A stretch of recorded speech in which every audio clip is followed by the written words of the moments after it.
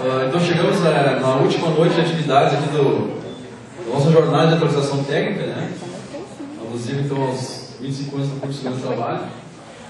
A gente casou então com uma reunião, com um encontro, né? Do GTHO-RS, né? Com mais um encontro, mais um tema a ser explanado, explorado aqui na escola, né? Importante para os meus trabalhos. Então eu passo para o Nelson, então, para explicar como vai ser a atividade da noite aí, né? Coordenar essa atividade.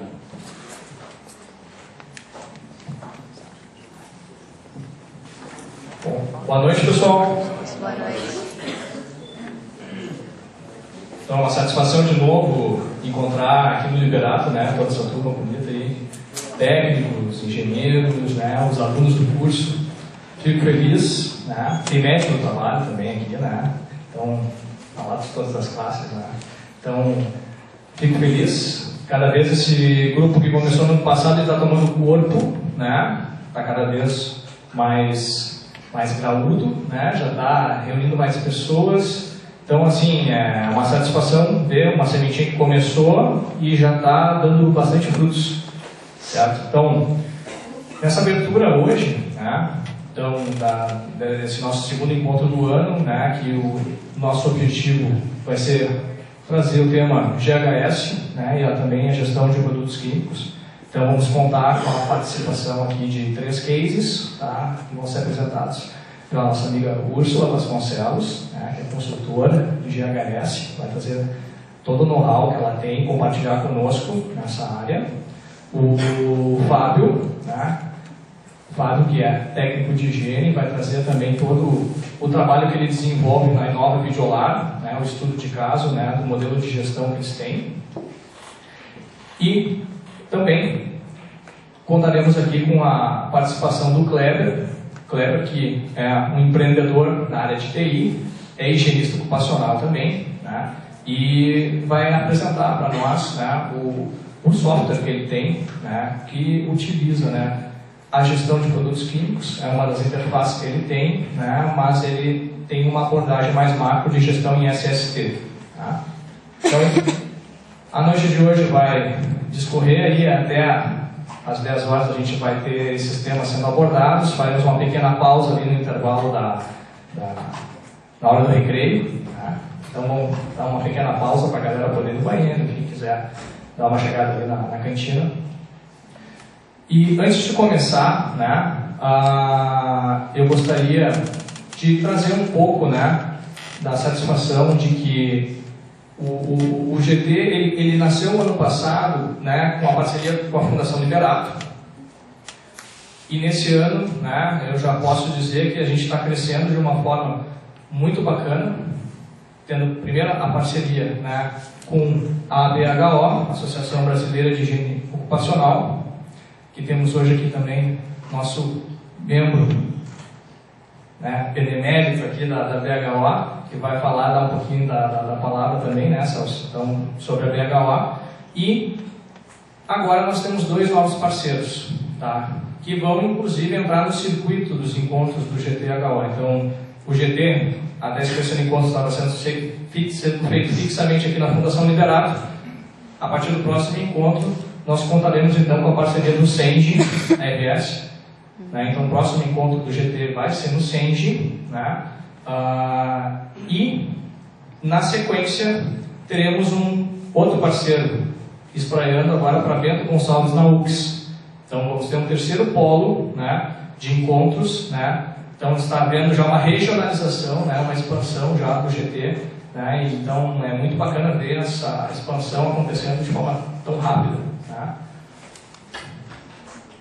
Aproveito para recordar a todos, né, o GT está nas redes sociais, a gente tem tido bastante atualizações, compartilhamento de informações, de materiais, tá, através do Facebook.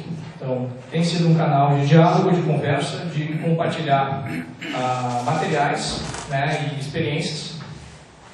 E também no YouTube, né, onde nós estamos migrando os vídeos das apresentações. Então, quem eventualmente não consegue vir participar tem a possibilidade de assistir as reuniões, os encontros, né, as apresentações no YouTube. Tá?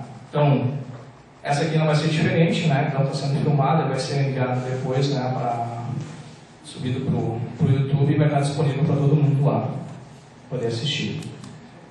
E já deixo na agenda, tá? Dia 21 de julho, no Senge, às 19 horas. Tá? Essa apresentação também vou subir ela lá para o Facebook e deixar disponível, já lançar o novo evento depois. Né? Vai ser o nosso encontro, então, né, do GT de higiene. Tá? Então, o tema ainda não está definido, mas já tem uma pessoa que pediu a palavra, né, e até foi um convite meu, que ele queria estar aqui hoje presente, inclusive trazendo um pouco da experiência, mas não pôde vir, que é o professor e pesquisador Rudolf Nielsen, tá? Que ele vem trazer um pouco das percepções e do que ele identificou agora no congresso da AIA que está acontecendo nos Estados Unidos. Então, a AIA é a Associação Americana de Higiene Ocupacional, né? Então é o principal congresso da área no mundo, né? E ele, como nosso representante, né, ele vai trazer um pouco das informações que estão sendo discutidas lá, né? Quentinha saindo do forno. Então, Celso, gostaria que desse uma palavrinha para nós agora. Primeiramente, é um prazer estar aqui com vocês, porque a vez passada eu tentei chegar, mas eu quis sair de casa às 6 da tarde, daí não teve jeito de sair de Porto Alegre. Já tinha passado uma hora e eu não tinha chegado ainda ali na altura do aeroporto para vir, então imagina adiante, né? O trânsito estava parado. Eu não vou passar nada de audiovisual da BHO, vai ficar para a próxima para organizar, porque um que eu tenho é mais anterior, aí tem 45 transparências, então é muito grande.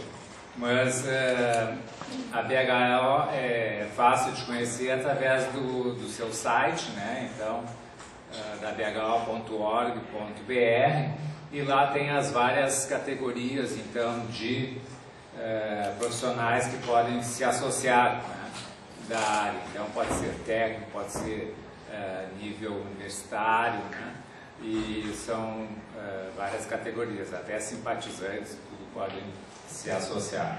A vantagem de quem é sócio não tem, não paga o livreto da CGH, não precisa comprar, já recebe gratuitamente dentro da anuidade, e as revistas técnicas que a BHO edita 4 por ano, tá? Trimestral. Então o que eu consegui foi trazer algumas revistas para vocês, claro que não tem para todo mundo, então no final a gente faz um sorteio aí, né, quem conseguir ficar até o fim, até um estímulo, né, de participar nesse sorteio. E me colocar para o próximo encontro, então eu trago um audiovisual bem preparado. E em novembro, até ia dizer que tem uma data de 21 de julho, 21 de agosto ninguém marca nada, então de 21 a 24 de agosto tem o Congresso Brasileiro de Higiene Ocupacional, que vai ser em São Paulo. Tá? Então, fico muito contente que vocês estão participando, o grupo é grande, e me comprometo a trazer do Congresso o que tiver de novidade.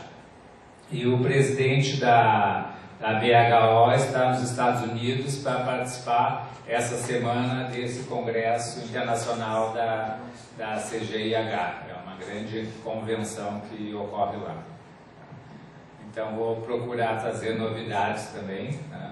E infelizmente, como não tem revista para todo mundo, aqueles que ganharem depois emprestem para os colegas, né? Tipo VV, né? Vai e volta, para vocês guardarem então, tá? Desejo que seja muito proveitoso, então, esse encontro com os cases que serão apresentados a vocês. Obrigado. Muito obrigado, Celso. Quero aproveitar, antes de passar aqui a palavra para a Úrsula, né, eu só gostaria já de deixar aqui registrado que, muito em breve, tá, não temos data ainda, mas estaremos lançando uma pós-graduação em higiene ocupacional aqui no estado. Tá? Então, não temos data ainda, né? Não posso ainda passar maiores detalhes, né? Mas isso vai acontecer muito em breve e a expectativa é que agora no nosso próximo encontro no CEND a gente possa fazer esse lançamento oficial. Certo? Então, os interessados, tá? Eu já de antemão, quem já estava lá no grupo do GT de Higiene, lá no Facebook, já estava manifestando seu interesse. Aqueles que tiverem interesse, então, volto a dizer, né? Coloque lá no Facebook, né?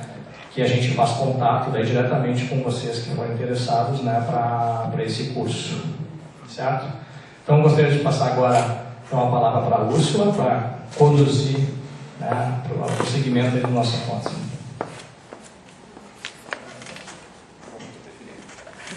Gente, vocês me ouvem?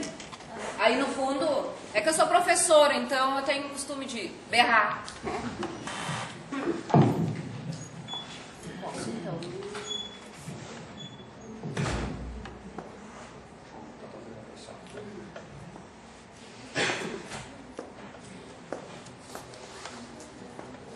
Eu vou ficar mais aqui do ladinho. Tá bom? Boa noite, pessoal. Estão me ouvindo direitinho? Senão eu posso falar mais alto, não tem problema. Meu nome é Úrsula Vasconcelos. Vou fazer uma breve apresentação, tá, pessoal? Eu sou formada em Química, tanto em bacharelado quanto em licenciatura pela URGS, e tive a oportunidade, então, de fazer o doutorado pela URGS também, em Orgânica, com ênfase em síntese orgânica, tá? Eu tive a oportunidade de trabalhar, então, depois do doutorado, por 6 anos na indústria química, no setor de pesquisa e desenvolvimento de novos materiais. E foi justamente nessa época, de 2006 a 2012, que eu tive a oportunidade de entrar em contato tanto com a questão do GHS, quanto do que a gente chama de HIT da Europa, quanto CLP. Então, eu já tenho uma experiência nesse tema já há um tempinho, né? Já há 6 anos, tá? Depois que eu saí da empresa, onde eu estava trabalhando na indústria, eu tive a oportunidade então de começar a ministrar cursos em conjunto com o Roque Puyat, junto com ele sobre a implementação do GHS no Brasil, que começou em 2011. Já explico para quem não está muito acostumado com esse tema. A partir então dos cursos, o pessoal foi pedindo então a questão da consultoria. Então, desde 2012 eu já presto consultoria nessa área de adequação das empresas pelo GHS. Então, eu já tenho experiência tanto no segmento, está meio apagadinho, mas na indústria química, no setor calçadista. Eu tenho também experiência na indústria de tintas e impressões, que a adequação está sendo bem complicadinha. No segmento de fertilizantes e também em algumas associações e sindicatos que têm meu contato e acabam, eu faço parte de outros grupos de trabalho também, tá, gente? Além disso, da parte de consultoria, eu sou professora da Uniriter, tanto de Porto Alegre quanto de Canoas. Eu faço parte da Escola de Engenharia, Informática e Arquitetura e Urbanismo. E lá eu dou aula para a Faculdade de Engenharia, que nós temos civil, produção, mecânica, ambiental, elétrica e engenharia química. A engenharia química ainda está engatinhando, a gente está no 6º semestre, mas eu tive a oportunidade então de montar também junto com a coordenadora esse curso da engenharia química. E ainda dentro da instituição da Uniriter, eu sou coordenadora de extensão e pesquisa da Faculdade de Engenharia.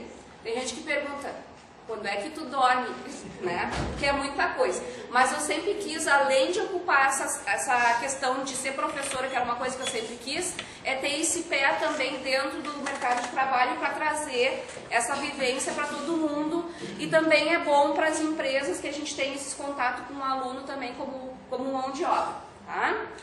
Então, gente, só para começar, então, o que acontecia antes de 2011, aqui principalmente no Brasil, tá, gente? A gente estava muito acostumado com esses tipos, tudo que a gente chamar de figura, a gente chama pelo GHS, pela legislação, como pictograma, tá? Então, todas essas figurinhas aqui a gente chama de pictograma, certo? A gente estava muito acostumado a ver esses tipos de pictograma aqui, que é da legislação europeia. A gente comprava muito reagente químico da Europa, vinha direto, então a gente estava acostumado com esses aqui, esses com fundo laranja. Isso já caiu, tá, pessoal, tanto lá na Europa como em qualquer outro lugar. Aqui a gente tem os pictogramas mais do país do Canadá, que o GHS ele foi justamente reformulado utilizando o jeito do Canadá fazer. Aqui a gente tem também a de transporte, que a gente também está relativamente acostumado, e algumas outras figuras. Então, o que acontecia? A gente comprava insumo químico de diferentes países no planeta e cada país utilizava uma figurinha. Então, a gente tinha que decorar tudo o que acontecia. Não tem cabeça para a gente decorar tudo. Então, por exemplo, esse Tzinho aqui, né? O que simbolizava? Então, eu não vou entrar em detalhes, mas a gente tinha essa questão de ter que estar sabendo mais ou menos o que era cada figura que aparecia.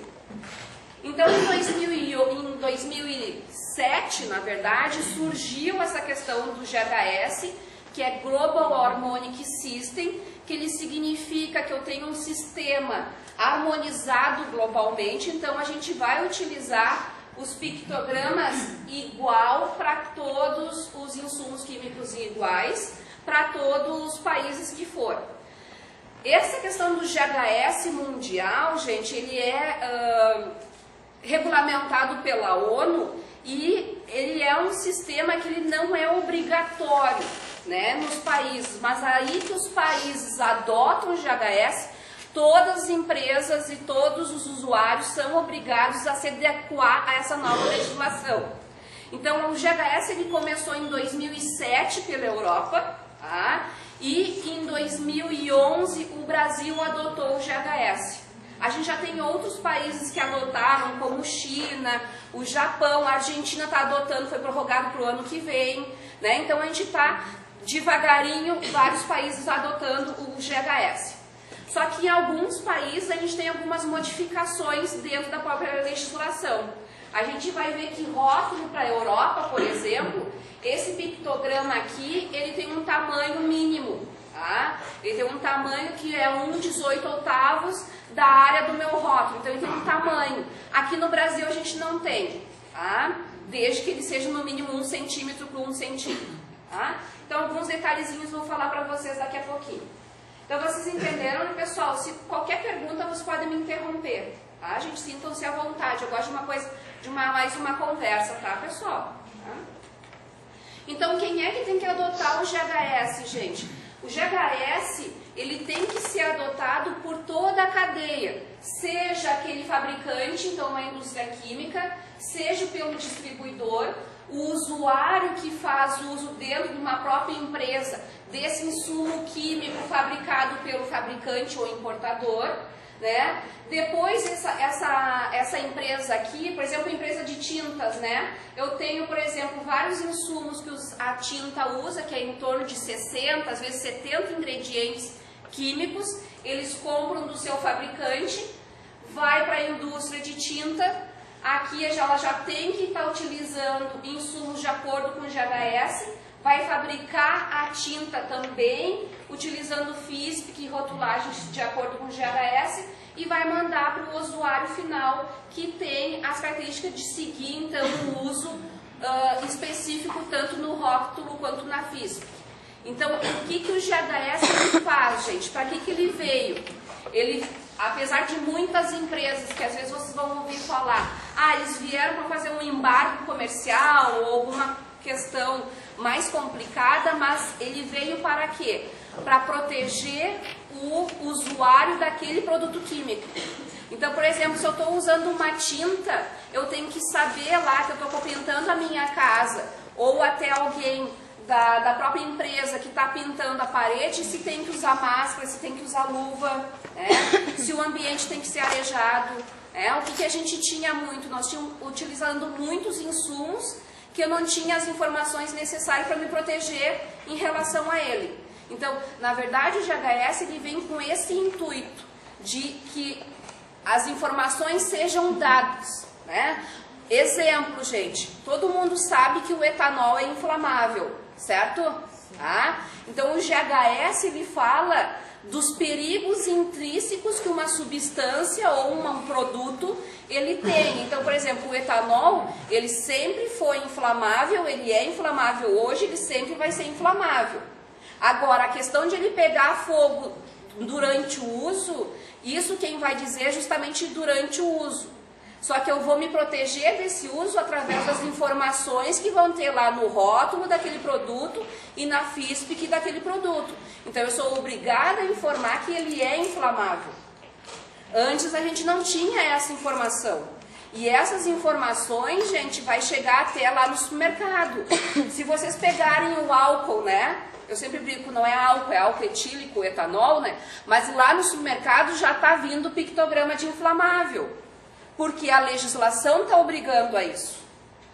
Certo? Então vai ser também essa questão do pictograma, ele tem a intenção de ser bem claro e instintivo que, opa, tenha o crânio com as caveirinhas cruzadas, isso aqui eu tenho que tomar algum certo cuidado.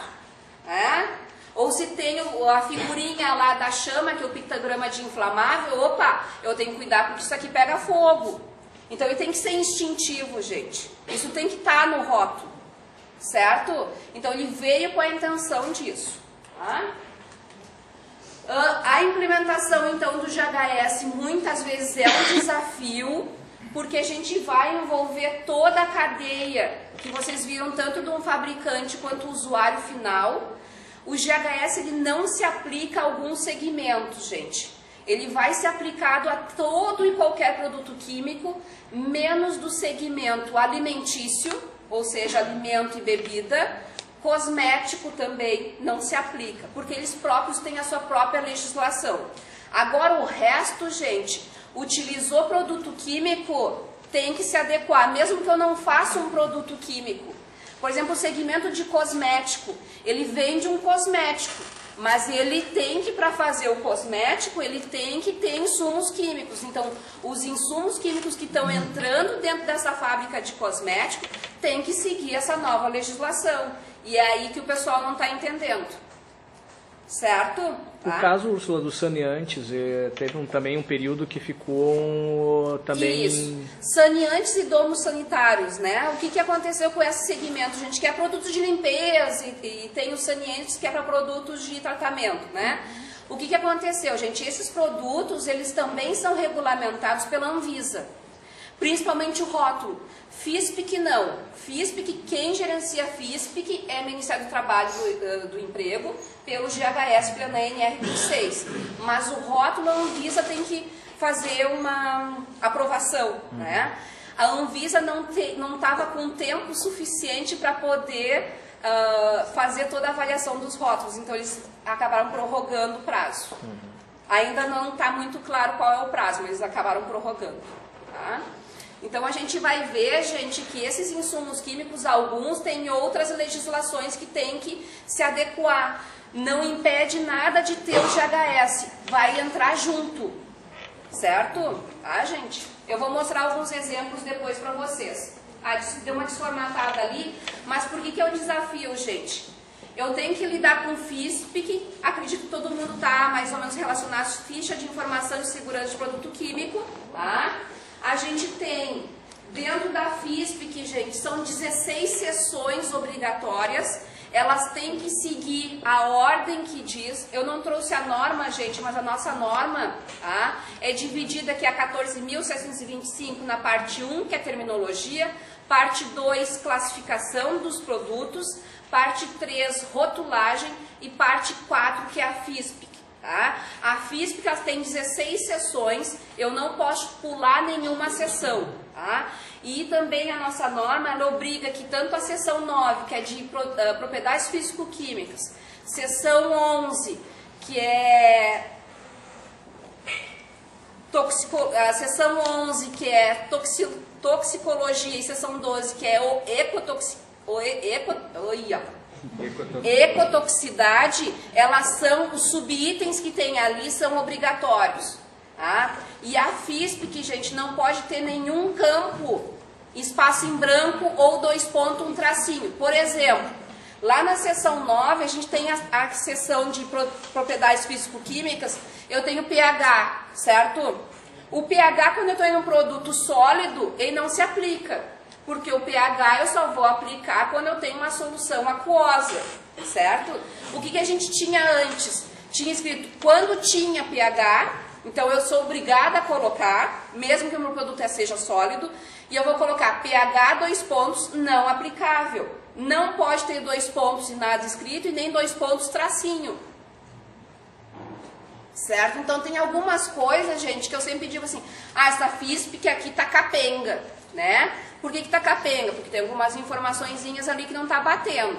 Então a FISP e rótulo, gente, hoje que muitas empresas têm muito receio porque eles vão colocar ali dentro todas as informações do seu produto. Ele não é, primeiro, FISP e rótulo é um documento e ele não é um documento confidencial.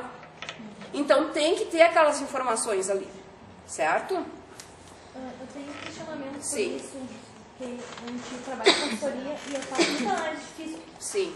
E um grande desafio é que muitas FISPs que as empresas químicas nos mandam, lá na composição, tipo, não foi encontrado produto perigoso. Mas a gente precisa saber se é perigoso ou não, para poder fazer avaliação ambiental. Sim. E muitas vezes vem que é segredo industrial. A gente acaba não podendo fazer avaliação ambiental adequada para o trabalhador, porque eles não querem revelar porque é segredo industrial. E isso a nossa NBR, ela prevê. Se o meu produto químico, ele não é classificado como perigoso, por exemplo, um amido, né? Existem empresas que usam amido, mesmo ele sendo um alimento, quando ele entra dentro de uma indústria química, ele é um insumo industrial. Ele não é classificado como perigoso, então na FISP que não precisa trazer que ele é amido, mas tem que estar escrito que o produto não é classificado como perigoso de acordo com a ABNT 14.725, parte 2, tá? Daí tá ok. Agora, existe na nossa NR 26, que eu não coloquei essa parte aqui, ele tem uma brecha. A nossa ABNT 14.725, ela prevê essa questão do sigilo industrial. Só que eu tenho que dizer que ele é sigilo industrial. Mas tem uma questão. Se ele tem uma classificação de perigoso, eu tenho que informar essa classificação, certo? Agora, se eu tenho ali dentro um ingrediente, vamos dizer tolueno. Tolueno tem limite de tolerância, tá? NR15, certo? Anexo 11. Eu não posso botar ele sob sigilo, porque eu tenho um limite de tolerância. Então, ali, esse insumo, esse ingrediente não pode ser colocado sob sigilo. Eu só posso colocar sob sigilo se ele não tem limite de tolerância. Mas aí eu tenho que informar quais são as classificações dele, não só do que ele afeta naquele meu produto. Tá? Então, isso daí tem e o pessoal vai por ali. Por quê? Porque é a questão de controlar a minha formulação, né? O meu produto tem isso aqui, tem um pulo do gato. Eu não quero dizer para os meus concorrentes o que meu produto tem. Então, ele pode fazer uso, desde que ele cumpra com essas obrigações. No caso, é uma indústria química, eles têm insumos, eles compram para fazer produtos que eles vendem. Sim. Então, eles acabam não passando a FISP, porque eles dizem, segredo industrial. Não, FISP que ele tem que passar. Ele passa a FISP e não tem nada, ele diz, eu não vou passar porque esse é segredo industrial. Ele nem passou as FISPs dos produtos. Não pode. Dá uma lista e esses eu não vou fornecer. Não, ele tem que fornecer, né? Então, além de ele fornecer a FISP com a classificação que o produto tem, ele tem que, se ele está botando segredo industrial, ele tem que botar numa partezinha lá na seção 2, qual que é a classificação daquele ingrediente que está sob sigilo. Tá? Cobra dele, tá? Então, gente, essas questões, pessoal, isso acontece muito. E como desculpa ter um nome, a Morgana falou, essa elaboração de FISP, que, gente, é muito crucial justamente para o pessoal da segurança, que vocês têm que ter essas informações, tá? Então, essa questão do sigilo, ele não pode comprometer essas informações, certo? Além disso, gente, eu tenho que fazer um novo rótulo. Aqui no Brasil, se o meu produto não é classificado como perigoso, eu tenho que colocar essa informação no rótulo, que o produto não é classificado como perigoso de acordo com a BNT 14.725, parte 2. Tá? Se a gente for para outro país, Europa, não precisa informar isso, mas aqui a gente tem que colocar. Então aqui a gente tem que provar o contrário, né? Tá? Então, gente, para fazer uma FISP, eu tenho que, por exemplo, preencher mais de 150 itens. Tá? Essas informações eu tenho que ter, principalmente de grande qualidade. Aí eu vi alguém aqui falando de laboratório, a gente tem muitas questões, estou fazendo um produto novo, uma mistura, que eu tenho que fazer a minha classificação e eu preciso ter algumas análises químicas. E existem análises químicas que não tem aqui no Rio Grande do Sul. Então a gente tem que ir para algumas análises fora do estado, aí acaba encarecendo, acaba deixando mais longo prazo, então às vezes é bem complicado. E a gente tem essa questão que nem a Morgana falou, o meu fornecedor não quer me dar essas informações. Bom, gente, aí existe denúncia anônima, o Ministério do Trabalho vai lá, faz uma notificação e dá um prazo para aquela empresa se adequar. Que nem eles alegam que são uma multinacional, né? A gente tem muito, eu tenho muito problema com essa questão de multinacional, que diz, não, eu estou de acordo, mas o que acontece? Eu presto consultoria para uma empresa que é multinacional, a matriz é na Espanha, quando vem o insumo de lá, o insumo não está de acordo nem com o RIT, nem com o GHS, nem nada. Porque eu acho que eles pensam que o Brasil não precisa, né? Então eu disse, não, vocês têm que cobrar da matriz de vocês que tem que vir de acordo. E tem que vir para cá já com o idioma português brasileiro. Muitas veem inglês. Não pode. Tá? Então o que o GHS diz, gente? Todas essas informações que eu tenho em FISPIC e rótulo, se o meu usuário é brasileiro, ele tem que saber entender. Porque às vezes eu vou ter o meu funcionário lá no meu setor de produção, ele não tem a obrigação de saber inglês. Ou mandarim, né? Pior ainda, mandarim, gente. Tem que estar escrito em português, brasileiro, tá? Certo, gente? Então isso é bem complicado. Tá? Então, gente, o que eu quero falar para vocês, não quero me estender muito, eu tenho algumas coisas ainda para passar, é que ele é uma tarefa árdua, não porque é difícil, mas porque a gente tem essas barreiras. Às vezes é um trabalho muito extenso, porque imaginem, por exemplo, uma indústria química, ela tem que estar adequada a tudo que entra dentro da empresa, tudo que sai porque ela está vendendo, e todas as contramostras, gente, a partir de 2011 também tem que ter o seu rótulozinho. E um controle de qualidade, a gente compra, por exemplo, ácido clorídrico concentrado, certo? O rótulo e a FISP tem que estar de acordo com o GHS, do ácido clorídrico concentrado. Aí eu pego aquele ácido clorídrico e faço uma diluição para 1 molar. Eu sou obrigado a fazer o rótulo 1 molar e eu sou obrigada a fazer a FISPIC 1 molar, porque eu fiz uma nova substância. A classificação provavelmente mudou. Então diz assim, não, eu não preciso, sou lá do laboratório, eu não preciso me preocupar com isso. Ah, precisa. Certo? Então tudo que eu fizer lá, por exemplo, até a manutenção, gente. Se a manutenção faz uma mistura de óleo de corte e deixa a bombona lá estocada, por exemplo, 1, 2 dias, 1 mês, ela vai ter que fazer rótulo e FISPIC daquela mistura ali. Então, na verdade, o que eu quero mostrar para vocês é que para fazer uma adequação do GHS, eu sempre recomendo para as empresas internamente fazer um GT, um grupo de trabalho. Porque vai envolver, gente, todo o segmento da empresa. Primeiro vamos começar com a direção, né? Porque se a direção não dizer assim, ok, vamos nos adequar, não vai funcionar, né? Depois tem a parte financeira, gente. Por que o financeiro tem que se envolver?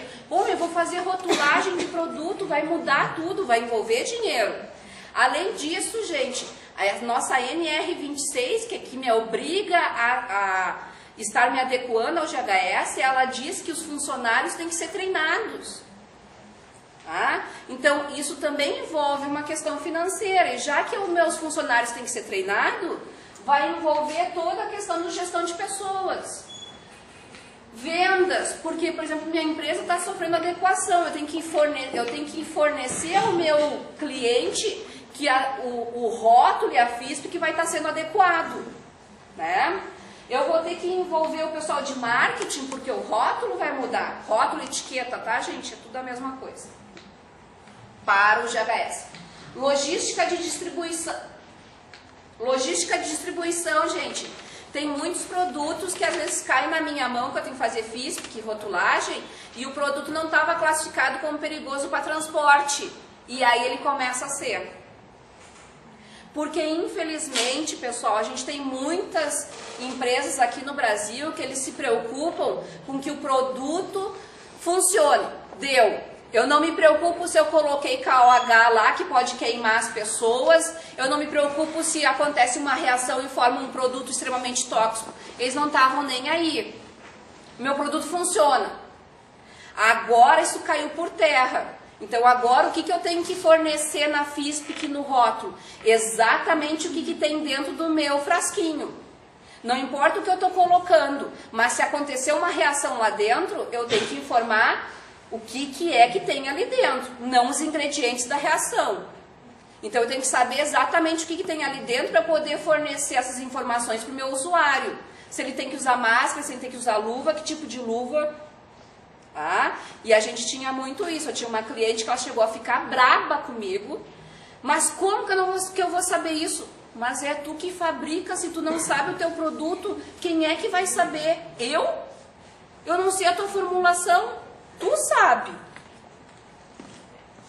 Tá, gente? Então a gente tem que cuidar muito isso, tá? Relacionamento com clientes vai envolver, gente, porque dúvidas vão surgir. O que aquele pictograma tá indicando, tá? Eu tive um caso de um outro segmento do calçadista. Era uma empresa que fazia produto para a área couro, tá? Tem coisa que eu não posso dizer, mas o que aconteceu? O cliente deles, um funcionário do cliente viu o pictograma de inflamável. Opa, eu tenho que ganhar periculosidade ou insalubridade. E ele não recebia. Ah, eu quero ganhar, acho que é insalubridade, né? Eu tenho direito à insalubridade.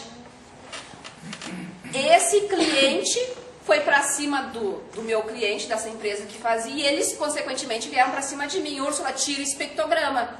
Não, eu não posso tirar esse pictograma. Esse produto, ele é inflamável.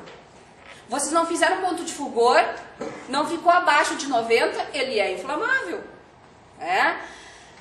Ah, mas os concorrentes não estão classificando assim. A gente pegou FISP dos concorrentes, ponto de fulgor tudo abaixo também de 90, era inflamável e não colocavam os pictogramas nem a informação que era inflamável. Bom, vai em cima do teu cliente e diz, olha aqui, ó, agora tu tá sendo complacente. Se tu sabe que esses aqui que tu tá cobrando são inflamáveis e tu tá cobrando assim, se houver uma fiscalização, tu vai ser autuado. Então, o mercado já exige, pessoal, que a gente se adeque, tá? Vai envolver o setor de tecnologia da informação, a gente vai ter uma palestra ali, porque os softwares vão nos ajudar com essas informações. Vai ter a questão da tecnologia e inovação, que é o pesquisa e desenvolvimento, porque o pessoal vai ter que começar a se preocupar que o meu produto tem um insumo, por exemplo, mutagênico. Ele vai ter um pictograma que assusta a gente. E aí o cliente vai dizer, eu não quero usar isso aqui. Então, P&D vai ter que desenvolver produtos menos perigosos. Certo? Tá? E a produção que eu falei para vocês, qualquer insumo lá que ficar estocado, ele tem que ser rotulado e ter FISP de acordo com o GHS. Tá?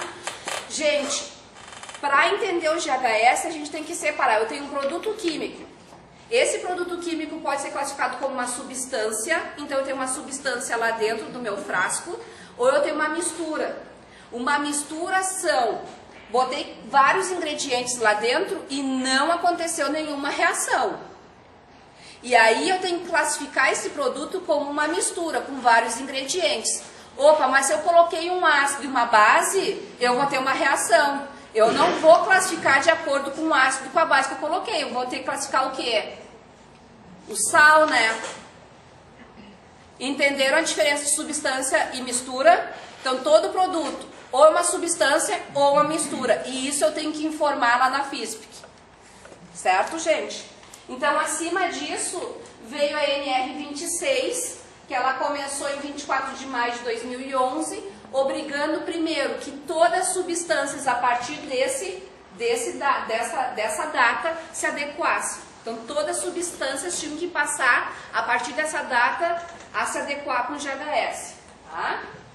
E as misturas, a gente teve um prazo maior, que foi 2015, tá? A FISP, que foi 2015, rótulo foi dezembro de 2015, tá? Então, FISP que junho de 2015, de mistura, por exemplo, tinta, né? E o rótulo a partir de dezembro de 2015. Então, hoje, quem não está adequado está fora da legislação. Está contra a lei. Tá? É impactante assim mesmo. Ah, então o que é... Sim. Se eu digitar a percentual de quantas estão fora de HF? Mais da metade. Bem mais. A gente só tem, geralmente as empresas grandes estão adequadas. A gente tem empresas muito pequenas que raras estão adequadas. Já é isso? Tá? Tá? Então, gente, desculpa que eu não sabia que o preto ia ficar tão escuro, mas o que acontece? Os meus produtos, substância ou mistura, vão ter classificação de acordo com as propriedades físico-químicas, então se é inflamável, se ele é explosivo, se ele é um líquido oxidante, tá? Ou a mistura a mesma coisa, e classificação quanto ao perigo e à saúde. Tá? Então se ele é corrosivo à pele, ou se ele é só irritante à pele, se ele é mutagênico, se ele é carcinogênico, então tudo isso eu tenho que informar. E a gente tem perigo ao meio ambiente, que agora tá preto aqui, mas toxicidade aguda ao meio ambiente, toxicidade crônica ao meio ambiente. Diferença de agudo e crônico, tá ok para vocês? Tá. E a gente tem agora a camada de ozônio, perigoso, a camada de ozônio já entrou. Tá? Então, cada classificação, gente, ele vai fornecer um pictograma para nós. Então, essas figuras aqui a gente vai começar a ver nos rótulos e na FISP. A gente já está acostumado com esses aqui. Isso aqui é explosivo, o inflamável, o oxidante, sob pressão, corrosivo, toxicidade aguda. Esse aqui é perigoso ao meio ambiente. 2 entraram novos. A exclamação, então, por exemplo, se eu tenho um produto que é classificado como corrosivo à pele ou ao olho, ele vai esse pictograma. Mas se ele é só irritante, ele não é tão perigoso, né? Aí ele vai em ponto de exclamação, que está dizendo, cuidado. Ele não vai ser perigo, né? Ele vai ser cuidado, né? E este aqui, gente, não é uma estrela brilhante, não é radioativo. Isso aqui é para mutagênico, carcinogênico, aqueles perigos maiores, que é um homem se dissolvendo por dentro. Então ele está se dissolvendo por dentro, tá? E é por isso que os funcionários têm que ser treinados, gente, porque eles têm que entender esses pictogramas, tá? Aí, gente, para a empresa se adequar, ela vai ter que usar algumas estratégias. Se o meu fornecedor não quer se adequar, bom, eu vou ter que me adequar. Então, eu tenho clientes, o que eles fizeram? Eles arrancam com um rótulo de tudo, fazem um rótulo individual, interno, e faz tudo de acordo com o GHS. Ou eu vou ter que ficar pressionando o meu fornecedor para ele se adequar. Bom, existe a questão, gente, que o meu fornecedor pequenininho lá não consegue se adequar, mas eu tenho um concorrente, então eu vou ter que deixar de comprar dele e comprar daquele concorrente porque está de acordo com o GHS. Mas existem casos que a gente não tem essa possibilidade. Bom, então, às vezes eu digo, para o caminhão antes de entrar na empresa, colo o rótulo ou mando o rótulo para o cara lá já mandar de acordo. Então, existem algumas coisas que a gente pode fazer. Tá? Eu dou algumas dicas, às vezes, na consultoria, vai da relação que se tem com o próprio fornecedor. Tá? Então, foi isso que eu comentei com vocês. A questão, gente, o tempo hoje não é nem mais curto, né? O tempo urge, porque não tem mais prazo. Tá? Agora, se a empresa sofreu uma fiscalização e não está de acordo, gente, o fiscal dá 90 dias, geralmente, para a empresa se adequar. Não consegue 90 dias. Experiência própria. Não consegue, gente. É muita coisa. Tá? Porque muitas vezes eu tenho um grande número de produtos, de insumos químicos que eu tenho que fazer. Não esqueçam das contramostras também, que às vezes eu tenho que ter, o controle de qualidade da própria empresa. Tá?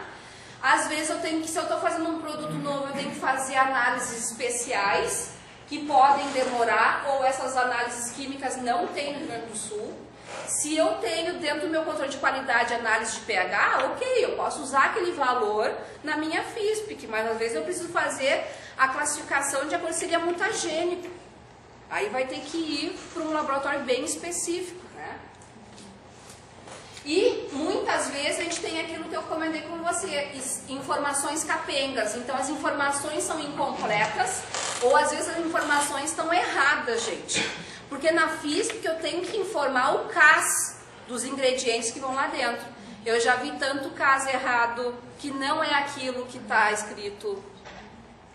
E aí, como é que a gente faz? Porque eu sou uma classificadora.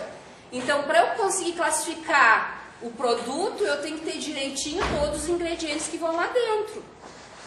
E às vezes o nome é uma coisa, o CAS é outra. Daí eu tenho que entrar em contato com o meu cliente. Afinal, o que é que tem ali dentro?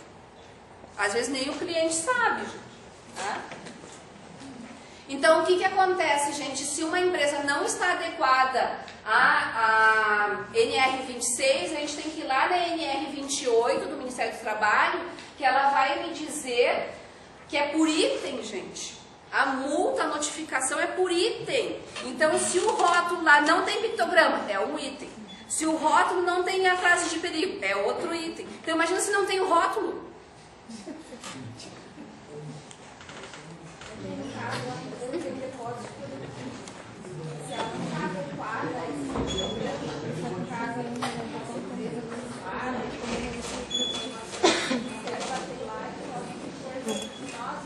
Sim.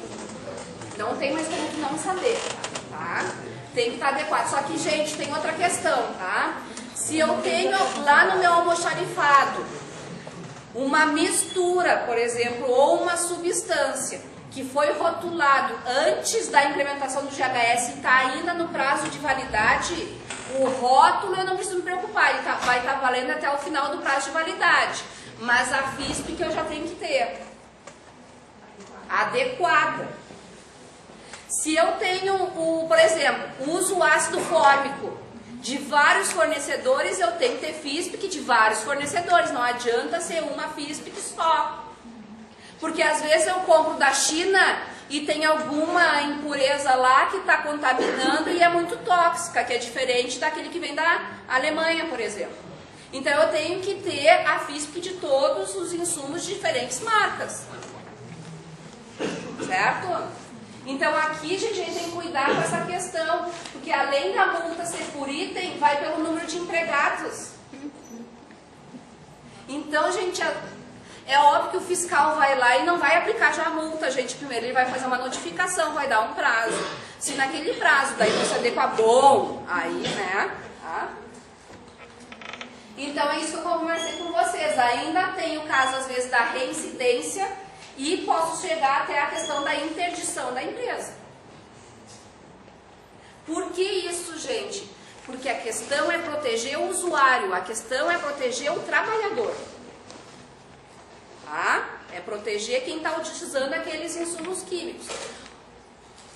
Exemplo, comprei minha casa agora, ano passado. Comecei eu mesmo e meu marido pintamos, eu olhei, agora eu sei que tem aqui dentro da tinta, né? Porque eu sou consultora de empresas de tinta, mesmo que elas não estão informando correto. Meu marido pode botar máscara, luva, óculos de proteção, porque eu sei que tem aqui dentro, que é mutagênico e é carcinogênico. Tá? Então a gente tem que cuidar muito. Então agora alguns exemplos, gente. Eu não vou mostrar que empresas que são, tá? Mas aqui é justamente uma lata de tinta que já está, entre aspas, de acordo com o GHS, tem pictograma, tem a palavra de advertência, que é atenção ou perigo, depende da classificação. Tem as frases de advertência aqui, frase de perigo, mas tem uma questão aqui embaixo, ó, gente, que eu vim pra cá, ó. E está dizendo que o pictograma do meio ambiente, que é este aqui, não aplica-se para as cores branco e verde escolar do produto com acabamento fosco. Isso aqui não pode, né? Porque ele está dizendo que, dependendo da cor que eu tenho, porque, gente, segmento tinta é bem complicado, tá? Porque isso aqui, ó, não é uma etiqueta que eles vão lá e colam, isso aqui é litografado na própria lata. Então é caro para eles. Então o que eles fazem? Eles querem usar toda uma linha de tinta, a mesma latinha. E só que ele está informando aqui, ó, que para algumas cores eu vou ter esses 3 pictogramas e para as outras 2 não vai isso aqui. Mas isso aqui está induzindo ao erro. Então não pode. Tá? O que mais não... Vou mostrar o que mais não pode e o que pode. Tá? Isso aqui não pode, gente. Então o que a empresa fez? Ela deixou um espaço vazio, ou vieram os pictogramas, foi lá quando imprimiram, tapou. Não pode. Tá? Aqui, gente, no GHS. Então aqui não vai um pictograma, não pode. Tá? Por quê, gente? Porque tem muitas empresas, isso aqui é colorido, né? Então uma impressão colorida às vezes é mais cara. Então eles já vêm da própria gráfica com os espaçozinhos, né? Esses losangos em vermelho, e chega lá na impressora preto e branco, vai lá e imprime. Tanto é por isso que está deslocalizado, ó. O ideal é que ficasse bem no meio. E aí, onde não tem, eles colocam que ou não tem GHS ou sem pictograma. Não pode, gente. Certo? Não pode. Ah, opa, eu adoro essa aqui, ó. Gente, essa caveirinha aqui tá sorrindo com os dentes ainda para nós. Esse pictograma não existe, gente. Os pictogramas estão lá publicados no próprio site da ONU.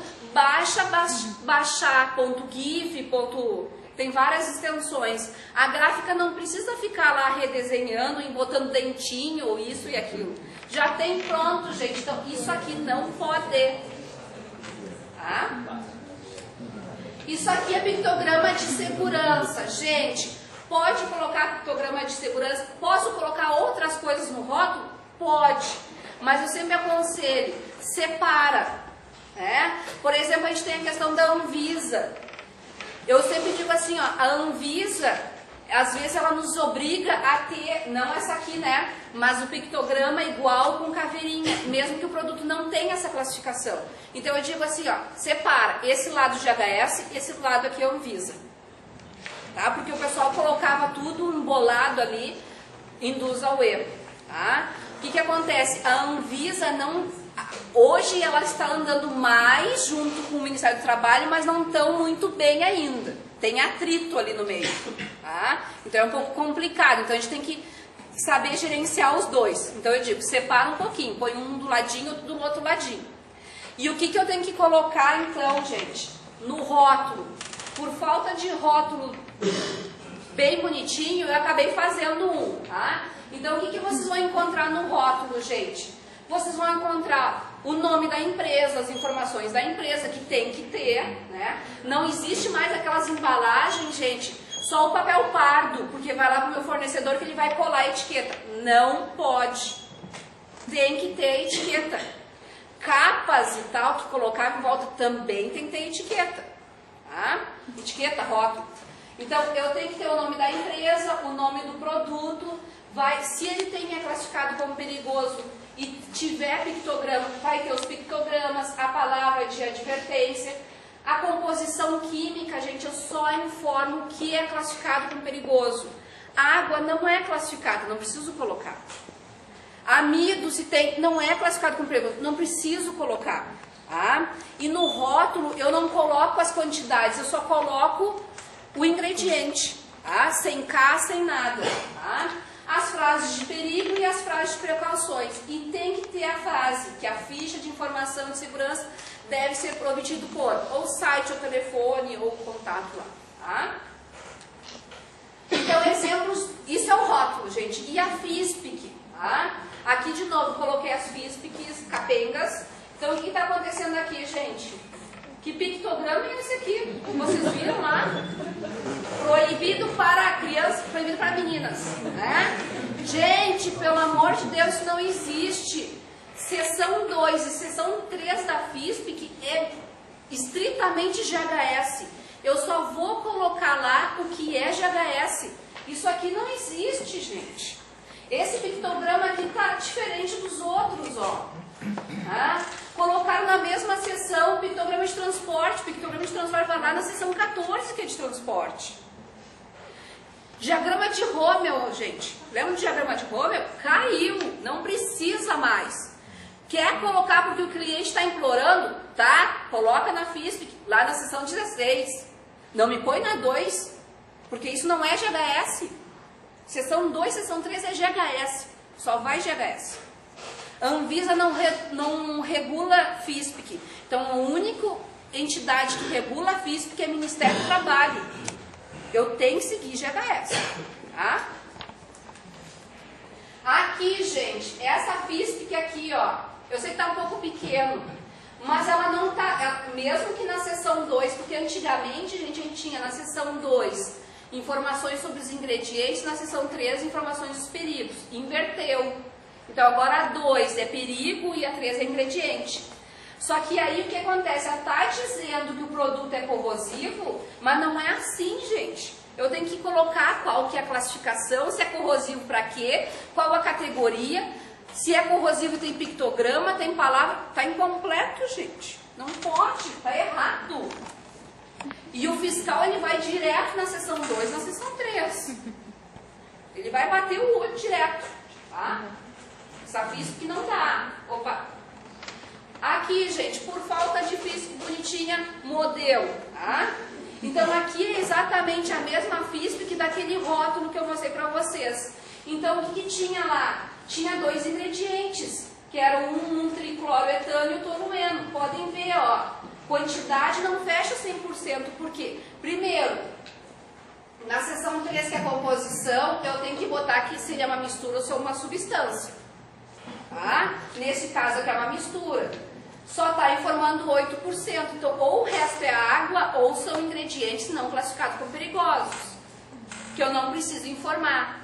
Se eu quero informar, eu posso colocar o que não, mas deixa separado. Produtos que não contribuem para o perigo. Tem que deixar separado daí. Tá? As empresas de tinta gostam muito disso, porque eles gostam de botar que o solvente é água. Coloca, mas diz que o ingrediente não é classificado como perigoso, porque senão, se tu botou o ingrediente ali, ele é classificado como perigoso. Né? E outra coisa, gente, segmento tinta. Eu fui numa reunião que eles estavam tentando entrar num acordo de cavalheiros, porque se é solvente água, não vai pictograma, não vai nada. Vai, gente. Ele não vai ser, por exemplo, corrosivo à pele, ele pode ser só um irritante. Mas não é porque é água que ele vai ser isento de classificação. Eu vou ter que fazer as análises e ver se ele é classificado ou não. Tá? E na seção 2, gente, eu tenho que ter a classificação do meu produto, né? Eu tenho que dizer qual que foi o sistema utilizado, se foi a ABNT ou se foi o GHS da ONU. Tá? Eu vou ter os pictogramas, vou ter a palavra, vou ter as frases e as frases de precauções. Então, gente, essas são as 2 sessões que a gente vai direto, certo? Gente, me estendi, desculpa. Dúvidas? Muitas, né? Eu tenho um produto lá e não é classificado como perigoso, mas em cima diz atenção, cuidado, esse contato dos olhos, né? Então, é classificado como perigoso. Não, mas eu já vejo no rótulo em cima, tenho que botar o ponto de interrogação no rótulo. Tem a frase de atenção. Tu tem que ver de acordo com a classificação dele. A gente tem na própria norma uma tabelinha lá na seção 3 que vai me dizer quais são as classificações, vai dar o pictograma, qual é a palavra, as frases, tudo direitinho. Então pega um por um e vê qual que é, tá? Tem que dar uma olhada. Alguma coisa você decora, outras coisas não. Tá? De nada. Mas se ele está dizendo que é irritante, ele já é classificado. Não, não é irritante, sem contato com os olhos ou pele, lavar, por 15 minutos. Mas aí, às vezes, o que acontece? Eu sou uma pessoa alérgica. Eu coloco, às vezes, essa informação, porque tem pessoas que só em contato com aquilo ali, para algumas não dá efeito nenhum, mas para mim ela vai dar. É, pode ser. Tá? Eu tenho uma dúvida nos produtos de limpeza, por exemplo, que são a fórmula concentrada e depois são fracionados para o uso devido. Como é que funciona a questão da rotulação desses que são fracionados? Tem que ser rotulados também de acordo. Se ele é se ele não tem que cuidar produto de limpeza, dome sanitário. Ele não é cosmético. Então, tu vai ter que rotular esses fracionados também. Então, ou tu pede por teu fornecedor mandar mais rótulos, ou tu mesmo vai ter que fazer a rotulagem. Tá? Porque, gente, se por exemplo, assim, ó, pessoal, veio, por exemplo, ácido sulfúrico para minha empresa, veio um caminhão-tanque. Ele veio com pictograma de transporte, chegou na minha empresa, botei para um tanque ou para bombona, a responsabilidade é a nossa. Tá? Dúvidas, pessoal? Alguma outra contribuição?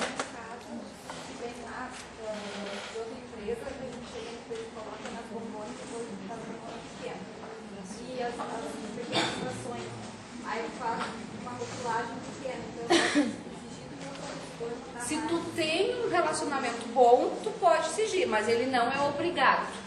Tá? Se ele não quiser fornecer, Tu é obrigado a fazer, porque foi tu que fracionou. a rotulagem de acordo com... Sim. Quando a gente desconfiar de uma física sobre fontes de consulta, a gente tem, por exemplo, o Diário Oficial da União Europeia, que tem vários produtos já classificados. Existem outras formas de consulta? Essa é a melhor consulta que a gente Eu acesso muito o site da ECA. É o melhor. Tem a Nextox, tem outros sitezinhos, mas brasileiro a gente não tem nada. É tudo de fonte estrangeira. Porque oficial a gente tem